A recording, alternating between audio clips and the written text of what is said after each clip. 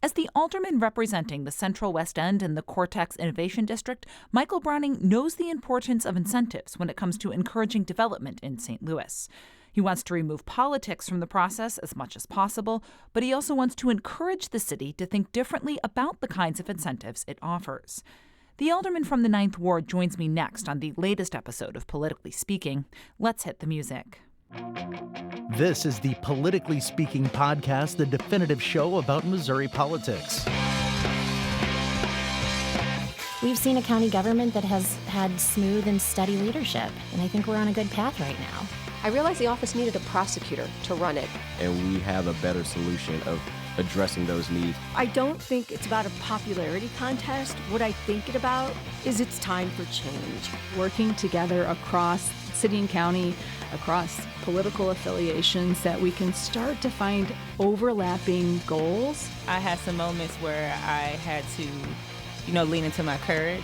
You'll see us work together on areas of agreement, and you'll see us have difficult conversations when we don't agree.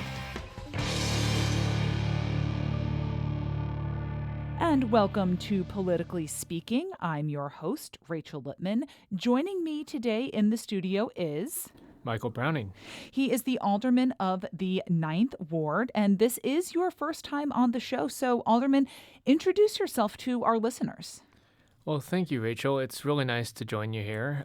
So I'm Michael. I am the alderman for the Ninth Ward. I represent the Central West End, Forest Park Southeast, Kings Oak, and a little bit of the Vanaventer neighborhood.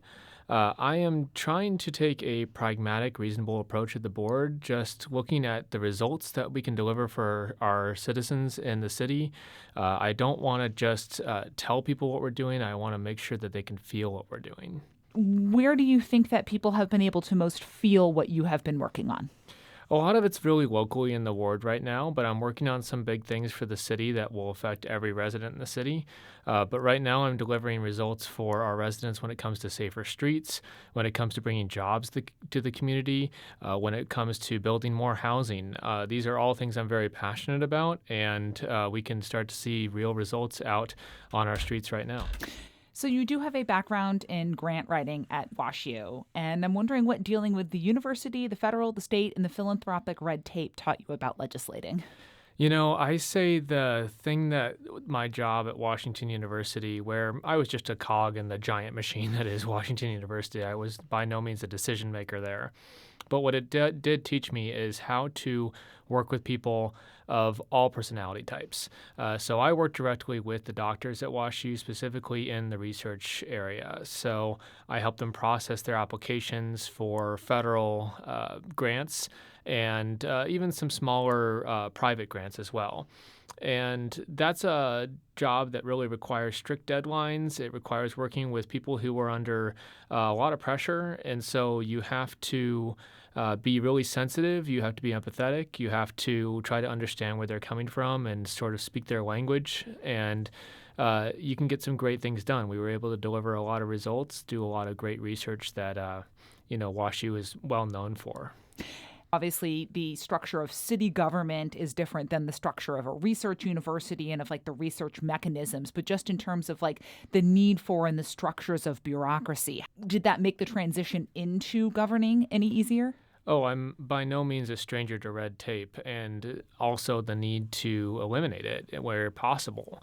There are all sorts of mechanisms that exist to protect taxpayers' money, and I think we've really seen that in the tornado response, where there's all sorts of rules locally how fast we can spend money because our charter was written in 1914, and back then it was thought that it was really important to protect taxpayer money and be very careful on how it's spent. That's not so great in the case of a disaster. So that's been something that I think I've carried over from WashU, is that awareness that these rules are in place to protect this money. And at the same time, we need to be more limber, more flexible, and be able to deliver results for people, especially in an emergency.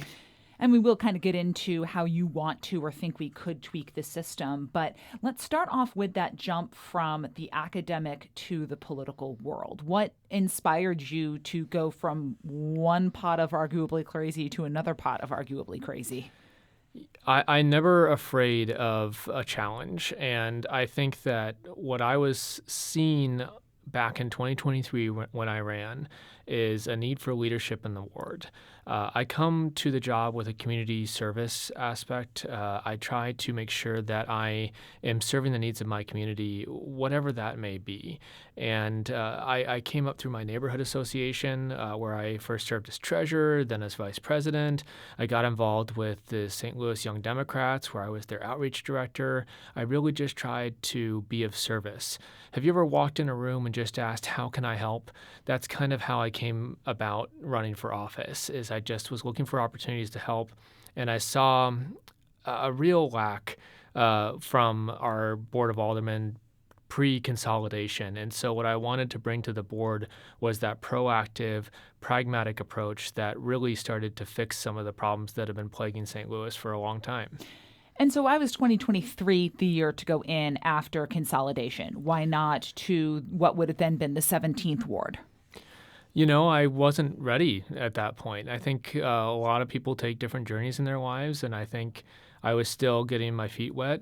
And I looked at the situation and I thought, this is the time. The new larger wards are certainly a challenge, but I think we needed somebody who was up to that task. And so that's why I stepped up. And it's been honestly the honor of a lifetime to represent the Ninth Ward. It's a fantastic ward with a lot going on. The entire Central West End, Forest Park Southeast, these are neighborhoods that are well known for their progress over the last couple decades. And I can bring a lot of good things as well as be a good steward to that community. How do you think that past decisions or policies from when, I think, 17, your sort of core of your ward was the old 17th ward.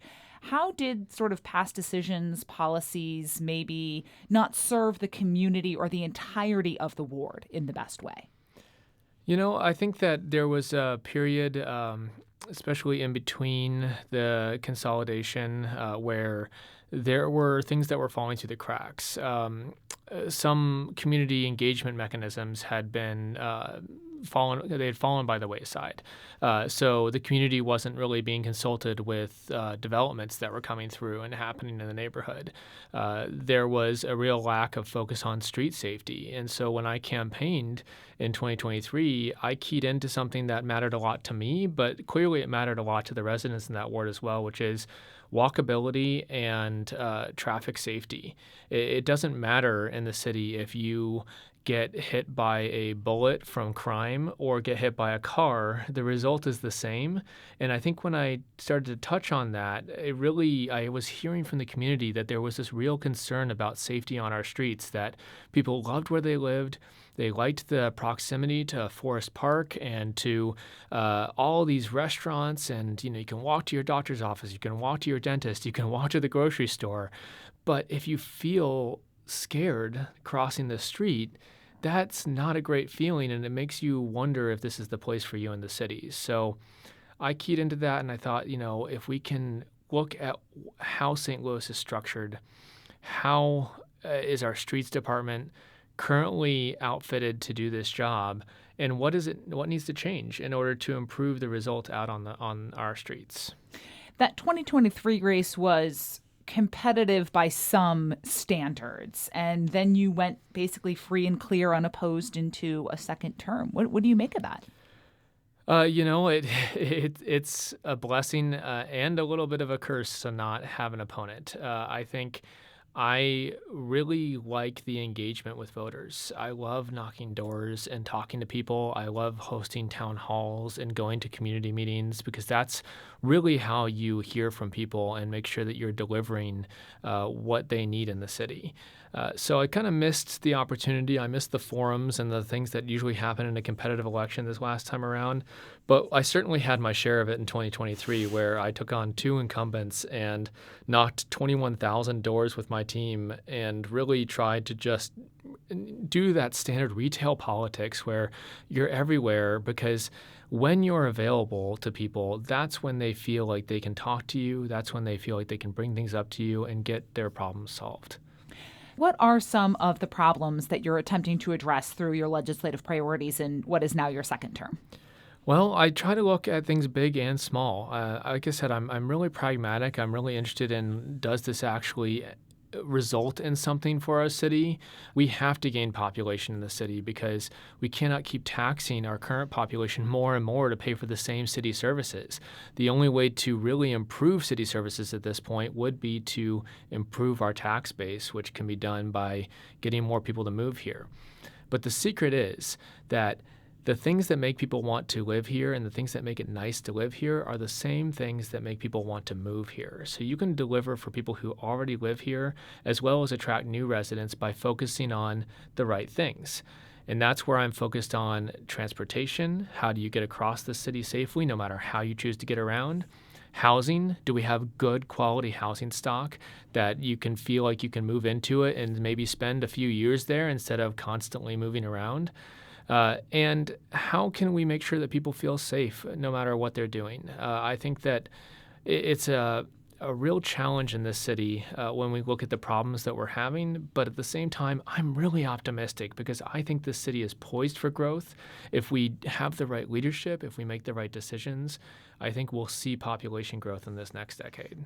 Let's take kind of each of those areas one by one. Transportation, I know that you led the effort to consolidate all of the transportation planning that had been scattered among streets and a whole bunch of other departments into what is now the Department of Transportation. How is the progress toward restructuring things to make that a reality going? It's going well. So we're just getting started. When the tornado hit in May, I kind of joked that it's like our agenda was written on an Etch-a-Sketch and it just got shaken up. So we need to get back to it because there's been a lot of focus on tornado relief. But I think that we are now starting to hit a rhythm with that to a point where we can refocus on some of those longer-term agenda items. So for the Department of Transportation, it wasn't just about consolidating things into one department as much as it was also about making sure that we're focused on the safety out in our streets. The current streets department as it exists is only in charge of maintenance, and that has been the same since 1914, 111 years ago, back when the streets were made out of dirt and the most popular car was the Model T. So this effort is really to make sure they have the funding, the staffing, and the policies necessary to make our streets safer. And we've seen other cities do this to great success recently. And we can learn from them at the same time as do what's right for St. Louis. So that's where we're at right now. I'm looking forward to working with the mayor's office to make sure that we can start to build out this department. We have a 2029 deadline to get that done by, so we definitely need to get to work. Is there any other legislation that you want to put in place to create the policies that they are going to be following, or do you want to, leave it up to this new department to set some of those policies? I think the most important thing is that the department contains some sort of planning element. So I see that in the form of a planning division where we have people who are focused on where are the crashes happening in our city? Where are the biggest safety risks? And how can we direct our resources to solving those areas? And much like planting a tree, the best time to do it was yesterday, but the next best time is today. I'm trying to get us in a place where we are thinking ahead of time and really planning the improvements to our streets to improve safety, not just when an alderman gets elected who's interested in doing that, but as a matter of practice in our city so that it doesn't take decades to get a road like Gravois or Lindell fixed. We did talk about this a little bit at the beginning, the structure of the 1914 charter, how it's supposed to protect the taxpayers' monies and the red tape. Where did you see the way the city's charter is set up most gum up the works as we started looking at rolling out tornado relief? Well, the structure with the Board of E&A is certainly a challenge. They meet monthly, which is fine if you're traveling by horse into the city, but if you're in today's connected society, there needs to be a faster way to move monies. They have to approve things over $5,000, I believe, and that's just a lot these days. Yeah. Probably not a lot back then, but it's a lot of the things we do today. Having a strong mayor system or a city manager would be very helpful, but we have to really do that correctly. We can't just throw a city manager on top of the current charter structure and expect it to work. That would just be more bureaucracy, more red tape, And really what's needed if we're going to make this transition is, I think, a completely new charter that really learns from what other cities have done, as well as looks at the individuality of St. Louis and figures out how we can structure this so that, again, it delivers results a lot faster for our people. On the idea of remaking the city's government structure, what can be done? Is there anything that can be done in kind of the short term that isn't a full rewrite of the charter to maybe grease the skids a little bit as those conversations are had about what a remake of government could look like, so that people don't feel like a charter rewrite is just being thrown upon their communities? Well, I think we need to look at and do a little bit of a postmortem on the Charter Commission. That was an ambitious effort that didn't really see the follow-through that it needed. One big missing component was community engagement. You always hear this, not about us, without us, and I may have butchered that slightly, but the sentiment is there, but for the sure. sentiment is there, and the idea is that we need to be walking people with us as we make these changes. So holding a public engagement event in North City as the very last stop of this long process and just saying, surprise, we're looking at eliminating the comptroller, that's not going to go over well, and it didn't. But at the same time, we need to be courageous in imagining how we might improve these things. We need to not be afraid of how changing something might change the way our city works, because I think we can all agree the status quo isn't working. I just think that if we're going to do the charter effort again, and per the edit to the charter that we made, the Charter Commission is supposed to meet every 10 years, now is a great time to look at the failures of that Charter Commission and figure out what we can do to support it better. And I think starting with a budget for community engagement would be an excellent place, because if we can do that, we can make sure that whatever changes we propose to the public will be well supported and actually get passed. What you saw out of this last Charter Commission is several ideas came out of it, but only a few made it across the finish line, like the Department of Transportation. And that was partially due to just the popularity of those ideas, but it was also due to the hard work of people like myself to go out and pitch those ideas in public. I can't count how many neighborhood meetings I went to in a short amount of time to tell people about why this was a good idea. But it shouldn't always be like that. We should be including people through the long process so that they feel bought in. Another one of the areas that you mentioned was housing. Tell me a little bit about some of the policies you want to be working on in this term for around building housing that can attract people back to the city and also allow people who maybe lost their homes in the tornado to stay here. Well, there's no doubt that we need more housing now, especially after the tornado. But even before that, we were demolishing housing faster than we were building it in the city. And if we're going to grow population, we definitely need those options available.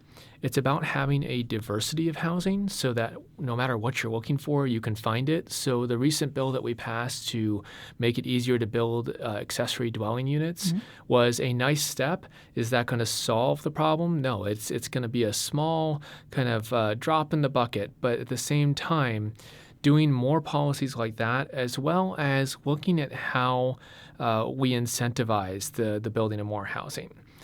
There's a problem that St. Louis has where it is expensive to build here. It's gotten even more expensive since the pandemic. Construction costs are way up. Interest rates have not really eased much. We need to make sure that projects are penciling, as they say, that they actually can make money by building housing, because the city doesn't build housing, the state doesn't build housing, the federal government doesn't build housing. We rely on private developers to build this housing. So we need to find a way, whether we like it or not, we live under capitalism, and we've got to figure out a way to build housing underneath that system. So one example of how we can do this is something I'm doing right now with the Engineers Club on Wendell. That is a site. That's like right by. It's right next to Rosati Kane. Yeah. Okay. Yep. Right by the cathedral in that area. Yeah. And it's an old mid-century building that has some design flaws. we're looking at a situation where several developers have kicked the tires on a project here, but without being able to remove the building and only being able to build around it, they've found themselves stuck, and they just can't. And is that work. because it's is it a historic component there that they're running into, or There's a historic component, and then there's just the layout of the building. It kind of sits in the middle of its lot, so you can't build around it and make the project pencil. So what we're doing is we're putting together a development plan that I'll be introducing soon, which will offer some mild incentives to get a project started there. Why are we doing that? Well, right now it's a nonprofit, which means the city is getting $0 from it when it comes to taxes. We want to get to a point where this is a productive piece of land for our city, where it is not only on our tax books, but also providing a need. And the need for housing in that spot is really strong. So we'd like to get them to a point where they can sell their building and they can get some sort of housing built there. So we're going to pass a package without a developer in mind that offers a mild incentive to get started there. And if that is successful, I think we should be looking at that model more, because what's been happening recently is politics have been getting in the way of some of these projects happening. We recently lost a $120 million project on Kings Highway. $120 million, 300 plus units, and unfortunately, we couldn't get the numbers to work, which is unfortunate because I think that was more political than practical. We ended up having moving goalposts at the city that made it really difficult for that project to work. And that's where I think we need to get politics out of the process and move it more towards a system like we're doing with the Engineers Club, where we're offering this ahead of time, letting people know up front, here's what you're going to be eligible for, and then trying to entice them in a way that makes it clear that we'll be a good partner in this process. So you would go to a strategy where aldermen do the work. They say, we believe that this is the level of incentives that are needed to have this project. Here is what we can offer you, developer unknown. Give it up front rather than That's how the other cities developer do it. asking. Okay. Yeah. And what's the benefit of that? Like, is it just sort of the stability that, this is inked, nothing is going to move? That's right. Take it or leave it kind of thing? Predictability is the word, right? So it's a huge risk that developers are taking when they try to build housing or anything else in the city. We don't get very high rents compared to cities like Chicago or New York. And so projects need to really fill that gap if they're going to build, the gap between what it costs to build versus what they can charge for it. So the city saying this is what we can offer ahead of time, and that knowing that goalpost won't move, it's really, really important to attracting private investment into the city. What's really important, of course, is to really closely analyze the benefits to the city and our schools, because we have to be careful about that when we're abating taxes, especially for property. But if we really scrutinize this and make sure that it's a deal that makes sense, like I said with the Engineers Club, we're getting $0 from that building right now, which means the schools are also getting $0. If we even mildly incentivize something, that's a win-win for the schools and the city. I also just don't think incentives are the dirty word that everyone tends to think they are. Again, it's about making sure that these projects actually pencil. People need to find a way to build housing, deliver jobs, everything that really makes this city better for the people who live here, because we talk about affordable housing all the time, and that is important. We should be building affordable housing. But what we forget to talk about is wages and making sure that people have a high enough salary to be able to afford other housing in our city. We cannot build an entire city out of affordable housing. Like I said before, we need a diversity of housing types in order to build a sustainable city that can deliver excellent city services. We kind of have a tool belt that the state has given us, and using those tools to bring those things that the city wants, that is how we benefit the whole city. There's an old adage which is simply that if you want less of something, tax it. If you want more of something, incentivize it. And that's really the philosophy with which I'm working. What are some other tools that you're either thinking about or learning about that you would want to see the city use? Well, like I said, I think I really want to make sure that we are not politicizing the incentive process. We ought to be taking politics out of it as much as possible. The fact that it goes to the Board of Aldermen to pass these incentives introduces that uncertainty and that political edge. If you think about it, my colleagues and I aren't experts on a lot of these things. I can tell you the price of steel these days, although I'm sure it's more than it was a few years ago. I couldn't tell you the costs that go into these kinds of projects. So we need to legislate less on vibes and more on facts. And that's where we need to trust the experts that look at these numbers. We have the St. Louis Development Corporation. We have our planning department. So I think whether it's the new zoning code that's in process, which is going to be a huge help to that predictability standards of saying, hey, this is what we want in this spot. But then we need to also work on the financial side of that. And that's where I think if we could remove our political bodies as much as possible, because when you send something to a political body, it gets political. And I think a lot of the time this is math. And if the math doesn't work, then it's not going to work for our city. You seem to have politics kind of creep into the Cortex development. It took you a couple of tries to get the blight redesignation there to allow that to continue. What was your take on what happened there? I have my take. I want to hear what you sort of think. Was that the politics kind of popping in there, going on vibes, or? There was a little politics in there, but there's also just some misunderstandings. A colleague dropped off the meeting. They were on Zoom and they had dropped off, and I didn't realize it. So by the time the vote was called, that vote was missing, and there were a couple other people who were out for other reasons. The next week, we were able to bring it back, and all three of those people were back, and you'll notice that the vote didn't change other than the three people who returned and all voted for it. So it was just kind of a mistiming thing more than politics. But certainly that was a tough bill to get passed. There's some skepticism there about these kinds of tools. And I think better education is necessary so that people understand the benefits that these are bringing to the city. Cortex is a real success story for the city. Give the elevator education to a skeptic or someone who may sit there and go, why does an area like Cortex still need incentives to develop? Yeah, simply, it isn't done yet. So this is part of a redevelopment agreement that the city entered into with 5 entities back in the 2000s.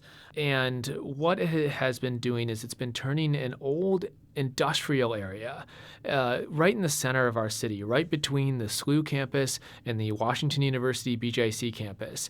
It's been turning this old industrial area into a new kind of job area. So we're seeing lab spaces, we're seeing companies like Microsoft, companies that bring these really cutting-edge jobs to St. Louis and create opportunities for innovation. A lot of companies that come out of Washington University need a place to land in St. Louis. Otherwise, they'll end up going to another city. And a great example of this is C2N Diagnostics. So last session, we had a bill that, similar to what we're doing with the Carriage Works building, where we were using an incentive to help them build out that space, we did with the old Goodwill building on Forest Park Avenue, where C2N Diagnostics, a company that is on the cutting edge of treating Alzheimer's disease with an incredibly innovative test that helps measure the efficacy of drugs that treat that disease. This company had an option to stay here where they were founded or move to Denver where their other partner was from. And the city was in a place where it could have lost this great company that created a lot of great jobs and also is going to possibly put St. Louis on the map when it comes to treating a really terrible disease that has affected so many families. So this is an absolute win for the city to keep this homegrown company here in the city. And they couldn't have done that if Cortex didn't exist and if we weren't building out these former industrial spaces into these new innovative places where people can bring that sort of progress that the city needs. I know the Armory is not in your ward, but you are quoted as saying about the proposed data center there, you're going to create a void in Midtown. Leaving out any kind of objection to data centers as an entity, when you look at the Armory, is there really any way to activate that portion of Midtown? You've got the highway, the rail yard, and the power plant sort of hemming that in. Isn't it kind of already a void? Wasn't that part of the problem with putting what they had envisioned for the armory there? Oh, there's absolutely an opportunity here. And you need to look no farther than the Foundry. As a development, the Foundry used to be the old Federal Mogul site, and it was the biggest polluter in St. Louis. Now it is a place where there are restaurants, shops, a movie theater, a grocery store. It is a fantastic, successful development from what used to look like a lost cause. Similarly, just to the south of it, where the armory sits, it seems like it's been the victim of a lot of bad decisions. The double-decker highway, the railroad tracks that are nearby, the power station, all these things you mentioned. But there are efforts underway right now to connect it better. The Spring Viaduct connector that will go across the highway and connect the Foundry with not only the Armory, but also the Grand Metrolink station, which is the second busiest station on the line. I'm assuming the first is somewhere like downtown. It's the Central West End. Oh, okay. That makes sense, a lot actually. of people take it to the hospital. And so what we're seeing is efforts that are going to connect it. The Brickline Greenway is supposed to go right through that area. So really avoiding doubling down on bad decisions of the past and looking to the future to undo these decisions or improve them in a way that we can create interactive and really lively spaces in our city. I envision connecting the Foundry all the way down to the new SSM hospital that's currently under construction. If you go stand at the Armory, you can actually look to the north and see activity. You can look to the south and see activity. There's activity in every direction. You've got the Grove to the west. You've got the rest of Midtown to the east, and it's just an opportunity for something much better than something that employs very few people and has very little foot traffic. So I really do think that when we look at planning our city, it's important to look at how we connect places better, as well as not just say, well, that's a lost cause, let's just continue to use it in a terrible way, but to say, hey, that may have been something bad in the past, but it can be something better in the future. There are two other pieces of legislation that you have relating to elections. One would lower, actually, the fee to run for office for, I think, all of the citywide positions. Am I correct? Or at least the city positions, not the city-county positions. Am I correct about that? Correct. The city positions and the alderman as well. What's the motivation behind that? Well, simply that it should be affordable to file for office. The county city positions all have a $100 flat filing fee. And that's like circuit attorney, treasurer, the positions we have because we are our own county. Right. Which is a whole other... It's a whole other thing. But those are only $100. But something funny happened when the Board of Aldermen consolidated. We also doubled the salary of alder. They were making not a great wage before that really required them to have a second job, which created conflicts of interest. This new board gets paid a salary of $73,000 a year, which is a lot more appropriate for this day and age. But the filing fee language for aldermen was tied to the salary. It's actually equal to 1% of the salary. So when they doubled the salary, it also doubled the filing fee. And that meant that we now pay to file for alder, the lowest level of elected position in the city. We pay more than it costs to file for U.S. Senate. So we're thinking it's better for democracy if more people are running for office because, especially with approval voting, the way that we vote in the city, it's built on the idea that you can choose from multiple options. If you have two or fewer people, that's not really utilizing that voting system to its best ability. But when you lower the filing fee, we're hoping that we'll see not only more people be able to file for office, but also have a more equitable approach to this where you don't have to pay a month's rent to just file and be on the ballot. And you do have one other piece of legislation that irons out some of the quirks that have arisen with the way approval voting was implemented. Tell me a little bit more about some of those changes and if and how those two pieces kind of work together. So it's actually all the same bill. So this really the first attempt that we made was to lower the filing fee. That didn't end up being very popular. So we've kept at it because I really do believe in this affordability. I really believe that it shouldn't cost an arm and a leg to file for office. But the rest of the code was quite complicated and messy on its own. When we passed Prop D, which created approval voting, it added language to the election code, but it didn't take away any of the old language. It just kind of had a line which was like, ignore all that other stuff. So this new bill revises the entirety of that code, really fixing things like what happens if you have two or few people running for a seat. We are putting it so that you are a case in point of that. we still have a primary because the election's happening anyway, so we want to make sure that people see the names they're looking for on the ballot, and that's not confusing. It also answers questions like, what happens in a tie? In all of the city's history, there's never actually been an exact tie. But it's important to have in the code, and just in case there is, because under the current code, it would defer to what state statute says, which would send it to the Board of Aldermen to decide, which feels a little bit like a Survivor situation where we're maybe voting our colleague off the island. So not the best that method. could be amusing in some ways, but it may be amusing for the rest of you, but I don't know if I want to be doing that. that is fair. But this now puts in place a system that if there's a tie, it goes to actually whoever collected more signatures on the original petition to be on the ballot, thus creating an incentive for people to collect as many signatures as possible and talk to as many voters as possible, but also to create a clear guideline of, all right, you've tied, who's going to actually come out on top. Politically Speaking is a production of St. Louis Public Radio, part of the University of Missouri St. Louis. Ninth Ward Alderman Michael Browning, thanks for being on today. Thank you. Until next time, so long.